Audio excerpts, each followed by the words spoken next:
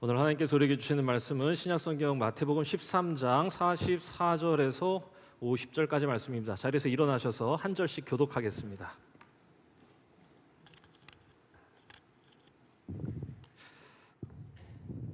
마지막 절은 함께 읽겠습니다.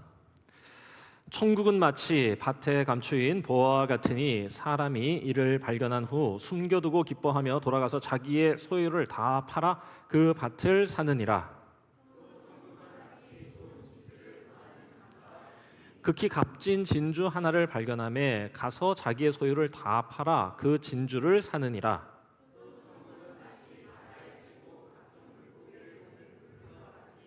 그물에 가득함에 물가로 끌어내고 앉아서 좋은 것을 그릇에 담고 못된 것은 내버리느니라.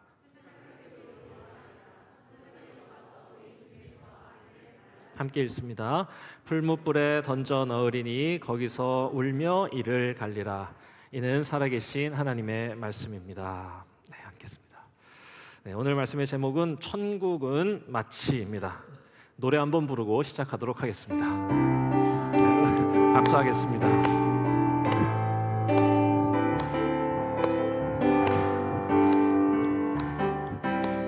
천국은 마치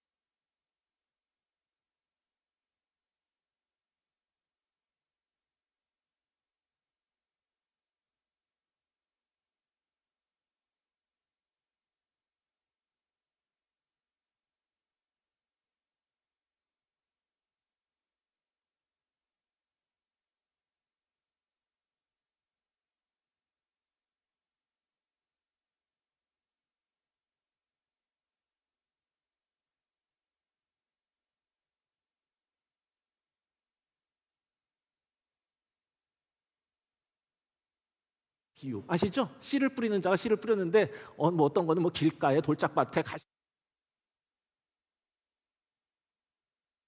결실을 맺었다. 이 이야기가 1번이야. 그리고 그 다음에 나오는 이야기가 이제 두 번째 단락인데, 이 두 번째 단락은 뭐냐? 마치 천국은 밭에 심겨진 겨자씨와 같다. 그래서 그게 이렇게 자라나서 나중에 이렇게 새들도 깃든다. 그리고 마치 큰 서말 밀가루 반죽에 들어간 누룩과 같다라고 하는 게 두 번째 단락.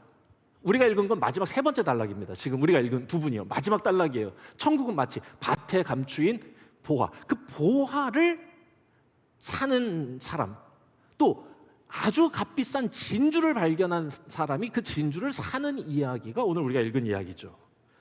자, 그럼 여기서 이렇게 보면 천국은 마치 이렇게 하면서 설명하고 있는데, 솔직히 우리가 뭔가 그리고 있는 각자는 다 천국의 그림들을 다 가지고 살 거예요. 천국은 어떤 곳일 거라는 거.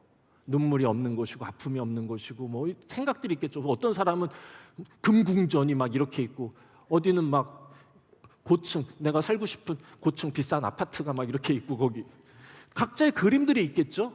그런데 그 그림과는 전혀 상이한 이미지를 얘기하는 거죠. 천국은 마치 밭에 심은 겨자씨 같다. 너무 잘 만들었죠, 저거. 심미적으로 아름답습니다. 아, 참, 우리 GPT가 그려준 거예요. 너무 잘 그려. 예. 그 이상하잖아. 천국은 저런데 저게 겨자씨와 같고, 천국은 보화 같고, 천국은 장사 같다. 겨자씨는 보화고 보화는 장사다. 장사는 겨자씨다. 이게 이상하잖아. 이게 너무 헷갈리는 거야. 이게 너무 상징적이고 우리 뇌를 혼란스럽게 만듭니다. 도대체 겨자씨와 장사의 관계는 무엇인가? 그래서 너무 복잡해지는 거예요. 도대체 연결이 안 돼요. 그래서 우리는 여기에서 궁금증이 생기는 거지. 우리 예수님 왜 이러시는 걸까? 어떤 곳인지를 말하려는 게 아니라는 거예요.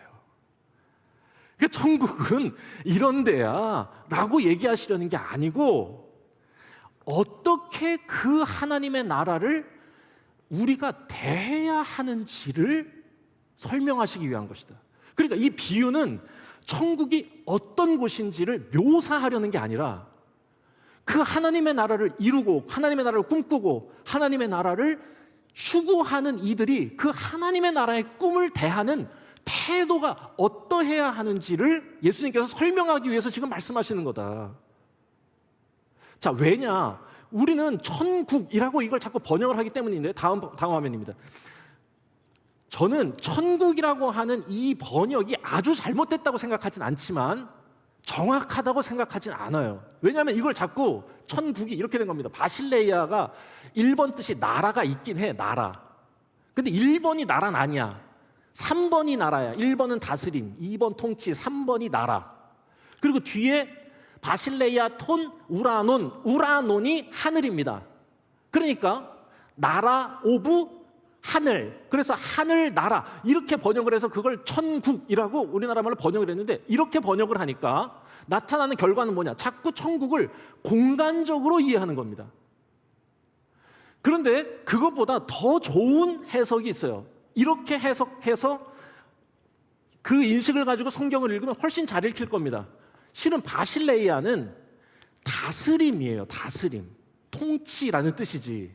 그런데 저기에 우라논이라고 저렇게 쓴 거는 이스라엘 사람들이 본래 하나님을 부르는 걸 매우 힘겨워하고 매우 이거를 망령되게 생각하기 때문에 하나님 대신에 하늘이라는 단어를 쓴 거니까, 본래 성경 안에는, 신약 성경 안에는 바실레이아 투 떼우라고 하는 표현들이 나옵니다. 그러니까 저 우라노는 실은 하나님을 대신해서 쓴 단어야. 그러면 다스림 오브 하나님이 돼요. 하나님의 다스림은 마치 이와 같다. 그러니까 여기 천국은 마치라고 쓰여져 있지만 이거는 그 공간을 묘사하려는 게 아니라니까. 하나님의 다스림이 실현된 세상은 마치 이와 같다. 하나님이 다스리는 그 세상을 대하는 우리의 태도는 마치 이와 같아야 한다 라고 하면 전혀 문제가 되지 않습니다. 그래서 저는 예수 믿으면 천국 간다는 말을 믿습니다. 저는 이 땅에서의 삶이 마치는 순간 하나님이 예비하신 하나님의 품에 안길 것입니다. 그리고 그날을 꿈꾸며 삽니다. 하지만 예수 믿으면 천국 간다는 말보다 예수 믿으면 천국 산다는 말을 더 좋아합니다. 왜냐하면 성경에는 우리가 죽어가는 곳이 하나님 나라라는 표현은 나오지 않기 때문이에요. 우리가 이 땅의 삶이 마무리되면 주님 앞에 선다고 하지 거기가 하나님 나라라고 말하지 않는다니까요. 그러니까 그러면 예수 믿으면 천국 산다는 게 뭐냐? 예수 믿으면 하나님 다스림 아래 살아간다. 핵소름. 이게 너무 맞는 말이지. 예수님을 참으로 믿고 내 삶의 주인으로 나를 구원하신 분으로 진리로 생명으로 믿으면 하나님 다스림 아래서 하나님 임재 앞에서 겸손하게 진실하게 순전하게 살아가지 않겠습니까? 맞죠. 이 말이 참 맞죠. 거짓이 진실을 이기지 못하는 세상, 정의가 불의를 이기는 세상, 악한 사람은 그 행위대로 심판을 받는 세상, 의로운 사람들이 억울하게 고통받지 않는 세상, 돈이 아니라 사랑이 칭찬받고 욕망이 아니라 하나님을 노래하며 살겠죠. 그게 하나님의 다스림이 실현된 세상. 그러니까 천국은 공간이 아니라 상태입니다.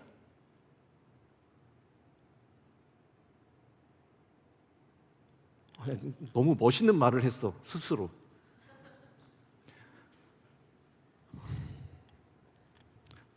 엄청 고음으로 말하죠, 제가 고음으로 말할 때는 매우 중요하다는 뜻입니다. 천국은요, 우리가 죽어갈 공간이 아니라 우리가 서 있어야 할 상태입니다. 자, 이스라엘이 다 알고 있던 바로 이 하나님의 다스림, 그 하나님의 말씀이 이루어지는 아름다운 상태, 그 상태를 다 아는 이들에게 그 천국을 위해, 그 하나님 나라를 위해 어떤 자세로 살아가야 하는지를 지금 가르쳐주는 본문이 바로 이 마태복음 13장이다, 그겁니다. 자, 그래서 각 부분마다 한 가지씩의 중요한 메시지를 담고 있어. 말씀은 우리가 제일 뒤에 세 번째 단락을 읽었지만 13장 세 단락을 다 다뤄보겠습니다. 짧게. 첫 번째, 씨 뿌리는 자의 비유가 담고 있는 그런 메시지는 뭐냐? 그 하나님의 다스림을 꿈꾸고 그것을 소망하고 그것을 구하고 주님의 손 붙잡고 그 일을 해나가기 원하는 제자들이 마땅히 견지해야 할, 지켜야 할 태도가 뭐냐? 첫 번째, 낙심하지 마라. 열심히 씨를 뿌려라. 그런데 내가 좋은 씨를 뿌린다고 해서 그 씨가 다 자라나는 건 아니다. 그 던져진 곳이 돌짝밭일지 길가일지 가시밭일지 옥토일지 모르니까 너가 할 일은 뭐냐? 낙심하지 말고 포기하지 말고 계속 뿌리는 거다. 그러니까 사람들이 지금 이 비유를 가지고 여러분의 마음은 옥토입니까? 라고 설교들을 많이 하세요. 물론 그렇게 설교해도 괜찮습니다. 하지만 이 본문의 전체 흐름 속에서 이 씨 뿌리는 자의 비유의 목적과 메시지는 정확히 뭐냐? 포기하지 말라는 거야.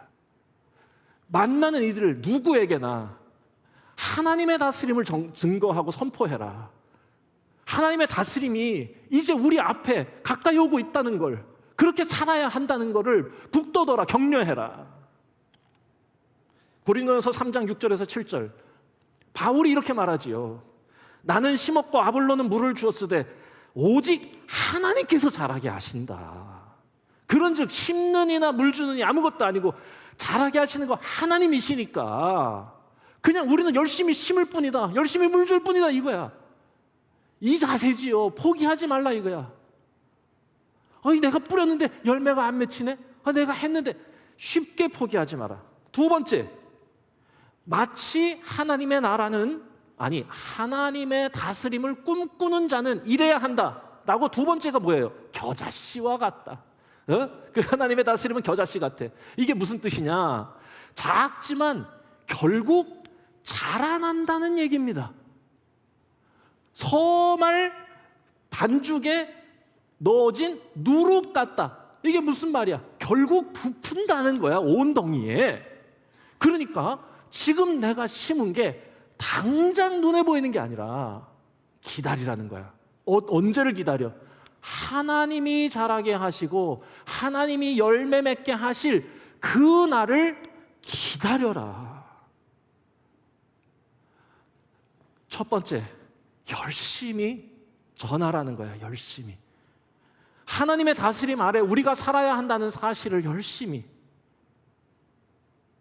하나님의 임재 앞에서 하나님의 다스림을 향하여 그렇게 살아야 한다면 열심히 전해라. 낙심하지 말고. 그렇다고 당장 그 결과가 나타내야 된다고 조급하게 살지 마라. 여러분, 이 마음이 없으면 사람들은 다 어떻게 하느냐? 조급해져서 자기 방법으로 결과를 만드는 겁니다. 갈라디아서 6장 9절, 우리가 선을 행하되 낙심하지 말지니 포기하지 아니하면 마침내 때가 이름에 거두리라. 하나님의 시간 속에서 이루어지는 것이다. 그런데 이 믿음이 없으면 어떻게 되냐? 하나님의 나라를 대하는 우리의 태도는 이래야 한다. 하나님의 시간 속에서 열매는 맺힌다는 거. 왜 우리 산부 예배 청년들, 청장년들은 빨리 부흥하지 않는가? 그걸 자꾸 생각하게 되면 어떻게 되냐? 자기 방식대로 눈에 보이는 결과를 만들어내는 겁니다. 그렇게 하지 말라, 이거야. 그건 누룩 같은 거니까.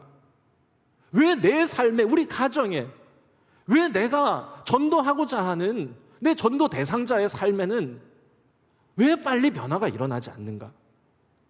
왜 내 아내에게, 남편에게? 여기 우리 태컨이 없으니까 얘기하겠는데,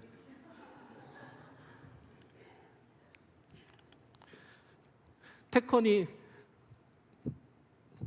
저희 아내가 인상을 쓰고 있어요.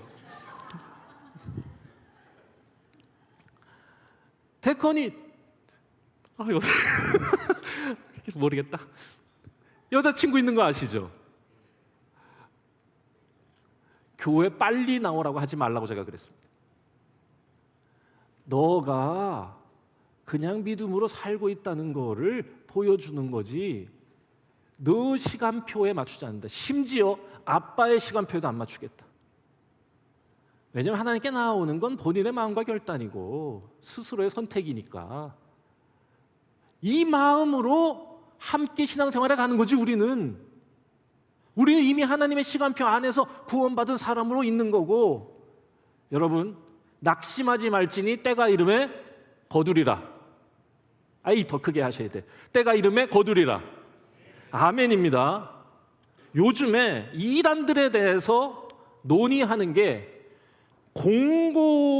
공론의 장에서 다루어지고 있습니다.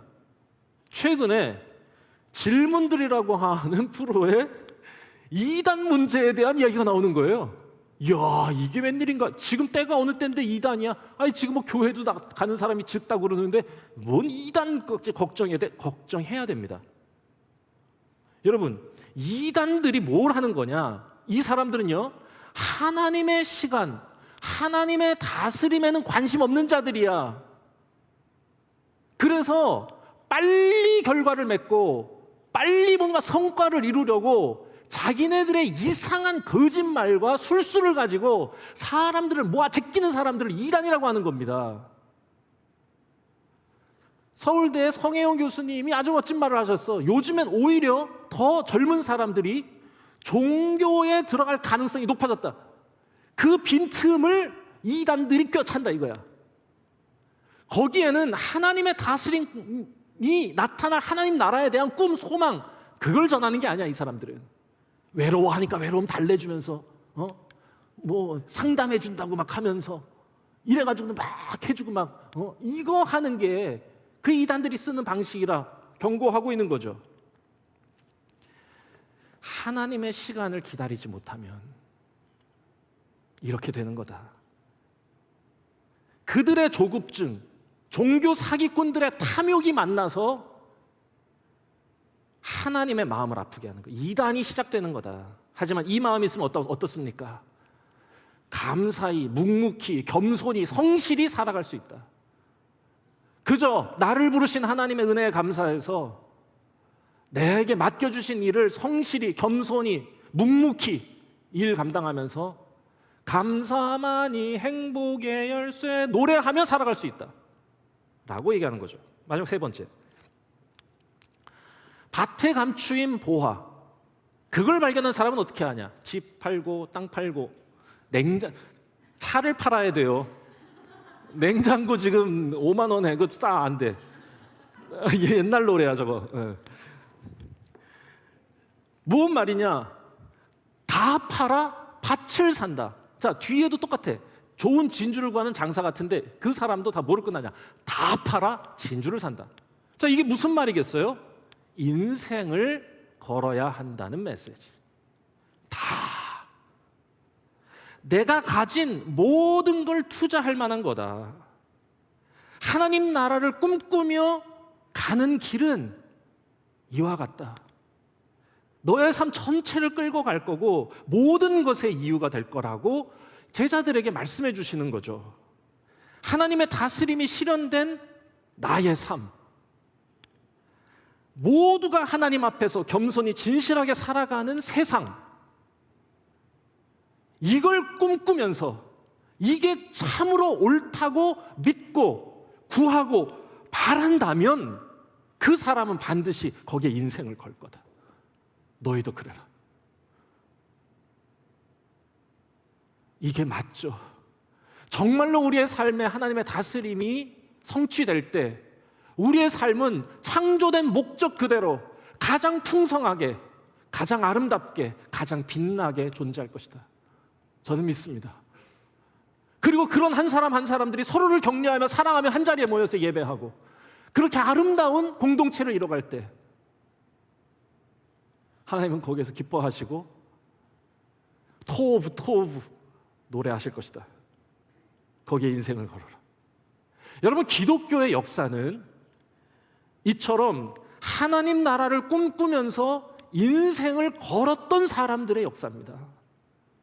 이게 옳다고 믿었던 사람들, 저들의 삶에는 이 말씀이 전해져야 한다는 믿음, 그래서 자신의 인생을 걸었던 사람들의 이야기가 2000년 기독교의 역사를 이어왔다.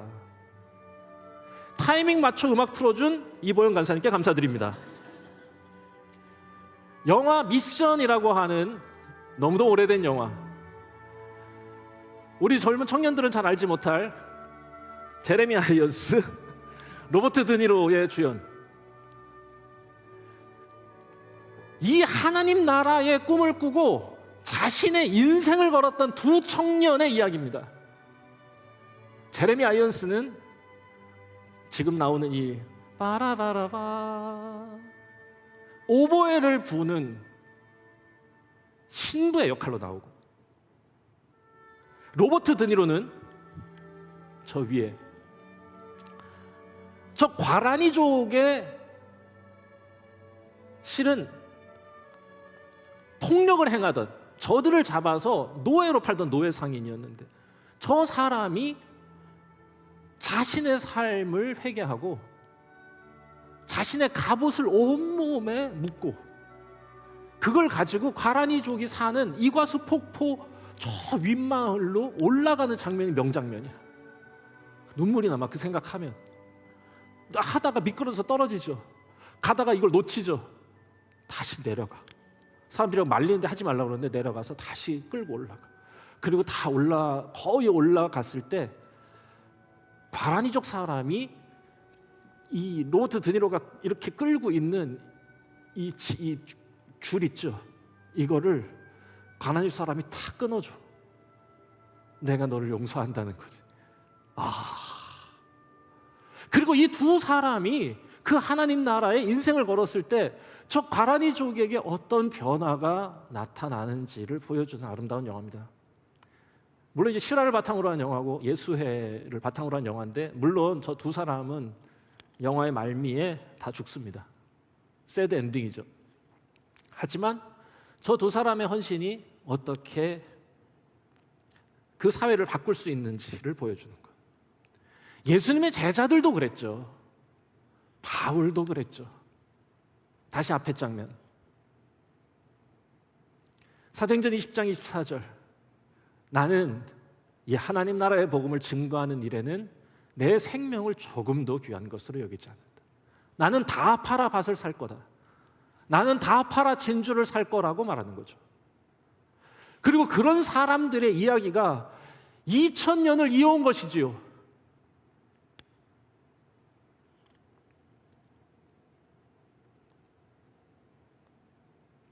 앞으로도 그래야죠.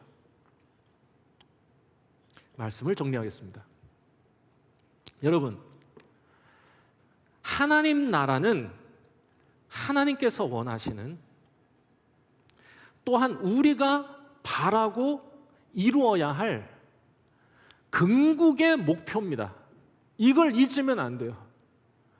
우리가 정말로 추구하고 바라고 꿈꾸는 거. 예전에 그런 말들이 있었어요. 돌아가시기 전에, 나 죽기 전에 세례 받으면 구원받는 거 아니냐고. 천국을 공간으로 이해해서 생긴 겁니다. 불편하시잖아요, 솔직히. 여러분 꼭 그거 얘기할 때 십자가에 달렸던 그 강도 자꾸 얘기하시는데, 그 강도가 아니에요. 하나님 나라를 위해 목숨을 걸고 살았던 열혈 당원들이야.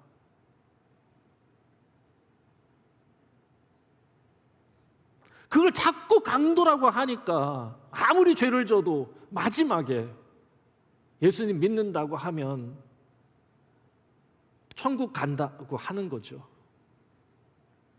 물론 저는 그렇게 하신 분들의 영혼을 하나님께서 가여이 여기시고 그 품에 품어주신다고 믿고 저도 기도합니다. 부디 이 작은 영혼을 주님께서 붙잡아 주십시오. 마지막 순간에라도 하나님의 살아계심을 고백하고 주님께 나아가는 인생을 주님 붙잡아 주십시오 라고 저도 기도하고 바랍니다.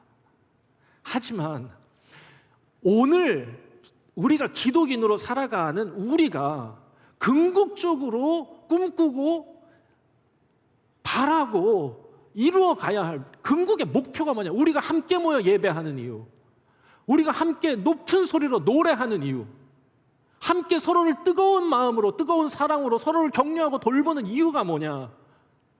하나님의 다스림 가운데 살기 위한 겁니다.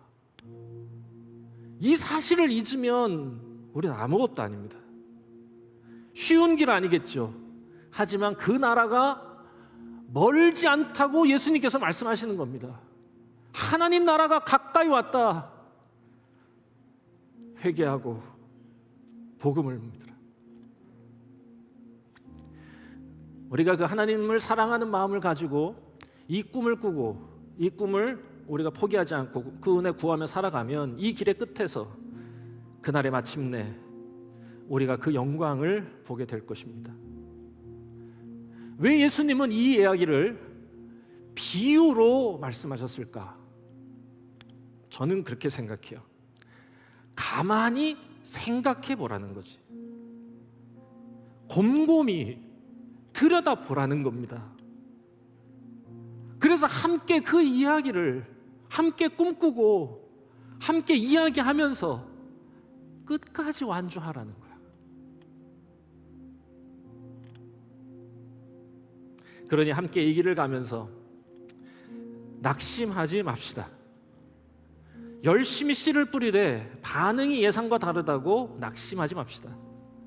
최선을 다해 일하되 당장 이루겠다는 조급함은 갖지 맙시다. 우리의 인생에 나아갈 길 이제 알았으니 적당히 하려는 마음 품지 맙시다. 우리가 가진 꿈, 우리에게 보여주신 그 하나님 나라, 그렇게 다룰 만큼 작지 않기 때문입니다. 온전케 되리 함께 찬양하겠습니다. 그날에 주님이 나를 온전케 해주실 것이다. 우리가 이 꿈을 꾸고 하나님의 말씀 앞에 하나님이 바라시는, 하나님이 기뻐하시는 그 세상을 꿈꾸고 바라며 주의 이름을 부르고 성령님의 손을 잡고 살면 우리 주님은 마침내 그 일을 온전히 내 안에서 이루어 주실 것이다 라는 찬양입니다. 함께 찬양하고 기도하겠습니다.